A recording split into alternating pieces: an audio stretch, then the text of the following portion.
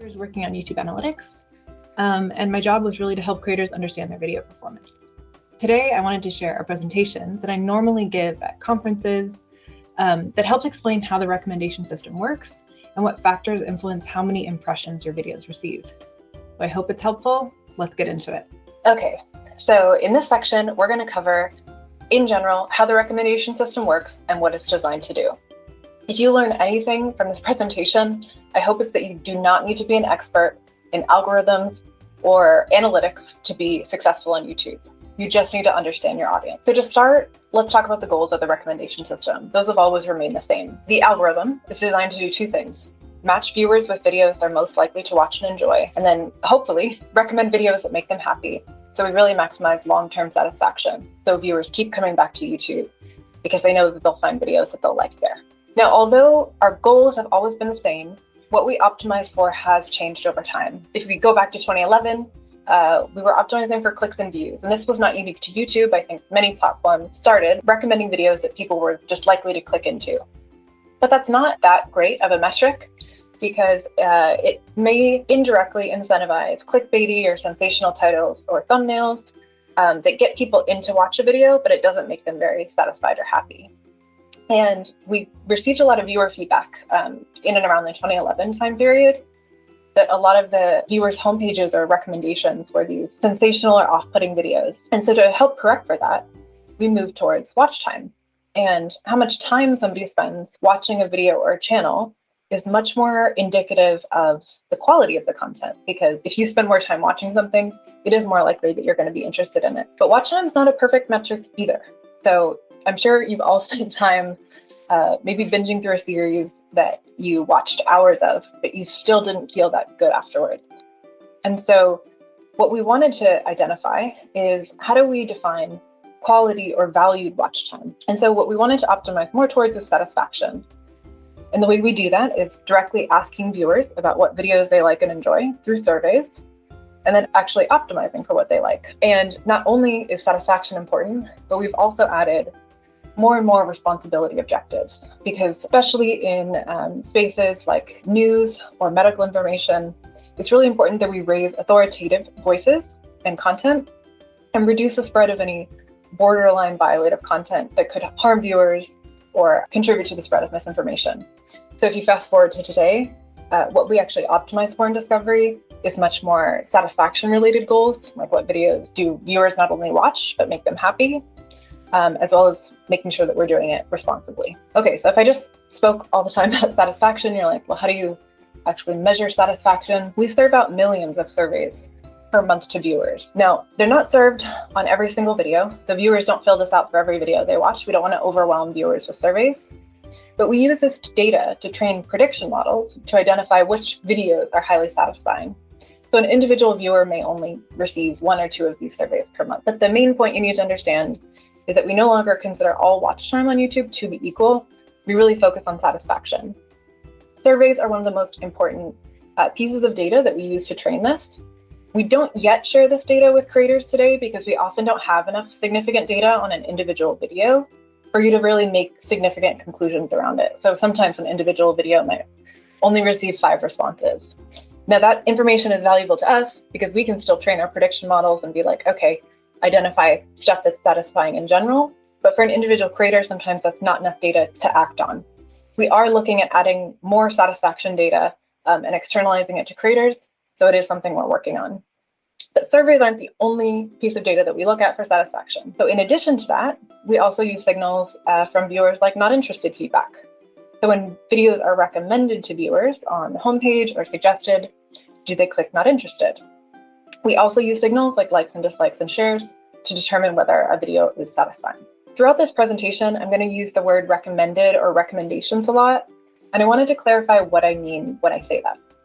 So recommendations, when I say that, I'm referring to the homepage and suggested, or the videos that are algorithmically offered up to viewers that they may want to watch on the page when they open youtube.com or the mobile app, which is home, or the recommendations that are shown alongside the video the viewer is currently watching.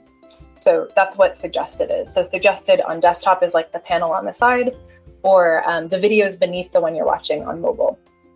Now, Creators often refer to the algorithm. We actually have different systems depending on where viewers are watching videos on YouTube.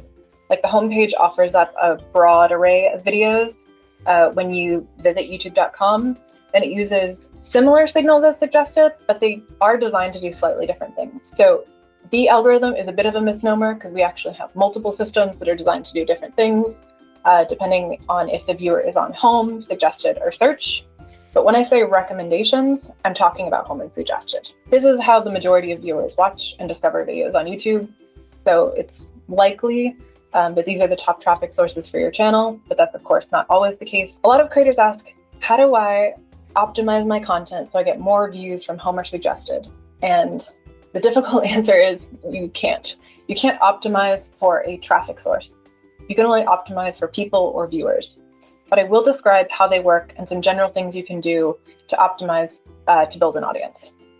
So let's start with the homepage. Home offers up a broad array of videos that viewers are most likely to watch when they visit YouTube. And at that stage, we don't have a lot of information about the intent the viewer might have when they're coming to YouTube. Maybe they're coming here to learn something, or maybe they're coming here to be entertained. So Home offers a pretty diverse array of recommendations. And the way it ranks videos is primarily based on two main categories. The first one's performance. So that means the signals that you're probably already familiar with, like click-through rate, average view duration, and if the viewers are happy. So performance is really looking at how a video performs when it is offered to viewers on home.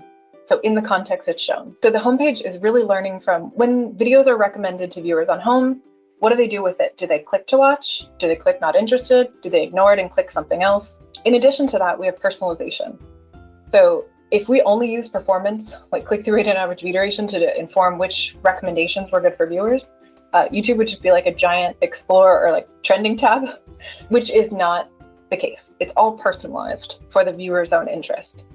And so we use a combination of both performance and personalization. And personalized factors are like how much that individual viewer watches a channel or topic over time, or their recent watch history. That also helps inform, is this a good, relevant recommendation for that viewer? Now, again, there's nothing you can specifically do to get more views from home, but you can look at your content and think, what would a new viewer who has never been exposed or watched any of the content from my channel, what would they do if they saw this recommendation? Like really look at your title and thumbnail from the eyes of a new viewer. This is where a lot of content is discovered for the first time, is on the homepage. And so be sure to look at your content and think, would a new viewer click to watch if they had otherwise never been exposed to this content? So maybe you have a video that's like, it's my mom's birthday. If you're a vlogging channel, that might be relevant to your core audience, but if we recommend that to a new viewer on home, they might be likely to ignore that recommendation and click something else because it doesn't mean something for them. Okay, moving on to suggested. Now, suggested is designed to offer up the best videos that a viewer is most likely to watch next after the one they're currently watching. So suggested to rank videos uses a lot of signals such as videos that are often watched together.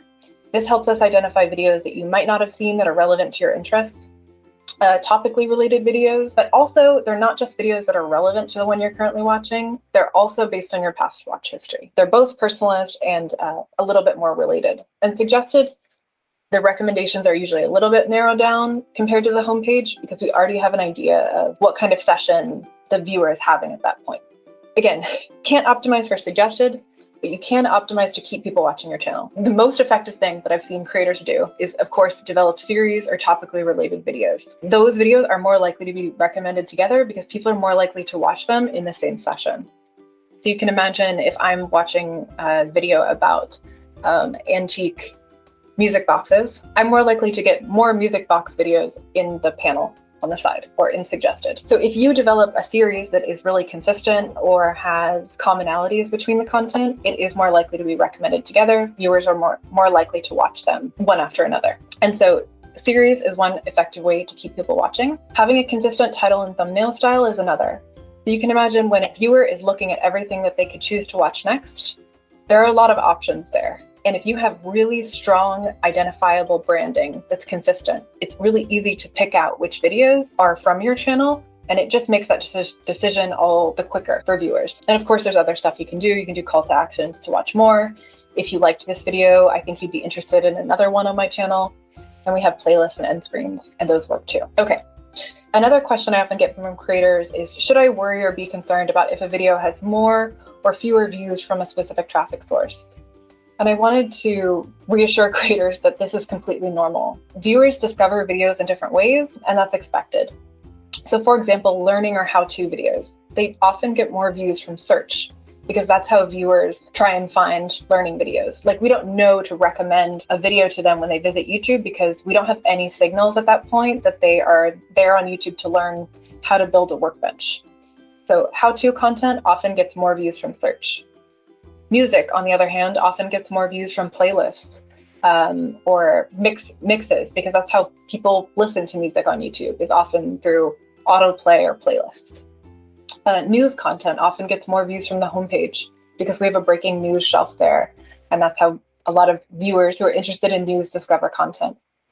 And so if you see different traffic source mixes, video to video, don't worry about it. It's completely normal. It depends on the type of content and how the viewer really is engaging with this type of content on YouTube. But just know that viewers discover videos in different ways, and that's completely normal. So if you learned anything from this section, I hope it's that you understand that YouTube's recommendation system is designed to find videos for viewers and not viewers for videos. And what I mean by that is sometimes creators have a perception that the recommendation system pushes out or promotes videos to viewers.